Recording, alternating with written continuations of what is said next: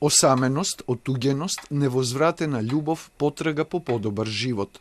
Ова се универзалните прашања што ги отвора камерната представа Бели ноки, чија премиера вечерва се одржува на малата сцена на Македонскиот народен театар. Представата ја постави и за неа направи адаптација според новелата на Достоевски Звездана Ангеловска на покана на актерот Дамјан Цветановски. Мислам дека е многу квалитетно и потребно и значајно да се работат писатели како Достоевски кои што загребуваат во длабината на душата и ги бараат и најнаивните и идеални моменти од нас, но и најмрачните најмрачните моменти и најголемите сомнежи кои што ги имаме и стравови кои што ги имаме. Ние заеднички го читавме делото. Прво сакав нив да ги слушнам, значи многу го читавме делото.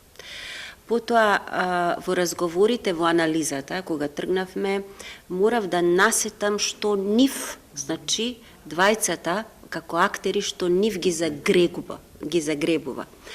И кои ние потоа тематски ги разглобувавме проблемите, настаните. Покрај младиот, но веќе истакнат актер Цветановски во ликот на сонувачот, во представата во која се мешаат реалноста и соништата на уметник и на посветеничка на уметноста, настапува скоро дипломираната актерка Ана Јовановска во улогата на Настенка.